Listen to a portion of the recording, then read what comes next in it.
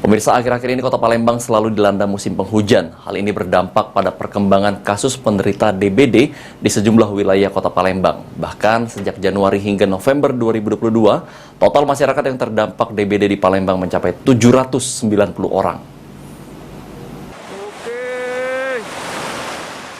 Akhir-akhir ini Kota Palembang dilanda musim penghujan. Hal ini berdampak pada perkembangan kasus penderita demam berdarah dengue di sejumlah wilayah Kota Palembang. Kepala Bidang Pencegahan dan Pengendalian Penyakit Dinas Kesehatan Palembang Yudi Setiawan menjelaskan, berdasarkan data Dinkes sejak Januari hingga November 2022, total masyarakat yang terdampak DBD di Palembang mencapai 790 orang, di mana 2 orang diantaranya meninggal dunia. Yudi pun tak hentinya menghimbau masyarakat untuk selalu sadar melakukan program 3M di rumah masing-masing, yakni menguras, menutup, dan memanfaatkan kembali barang bekas, sehingga demam berdarah dapat dicegah.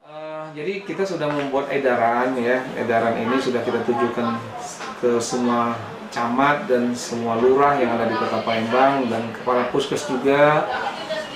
Kita harapkan mereka melakukan pemetaan wilayah-wilayah mana yang kasus DBD-nya tinggi, dan yang penting sekali kami mengajak melalui tokoh masyarakat ya, baik itu ketua RT, camat, lurah, dan petugas puskesmas supaya bisa menggerakkan masyarakat mau melakukan gerakan pemberantasan sarang nyamuk PSN dengan 3M, membersihkan, menutup, dan menyingkirkan atau mendaur ulang barang-barang bekas yang bisa menjadi tempat perlindungan.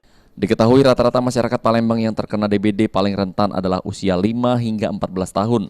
Kemudian pada posisi kedua kisaran usia 15 hingga 44 tahun. Dengan jenis kelamin pasien DBD kebanyakan adalah laki-laki dan didominasi terbanyak jatuh pada wilayah Kecamatan Kalidoni yang terdapat lebih dari 85 warganya terkena DBD.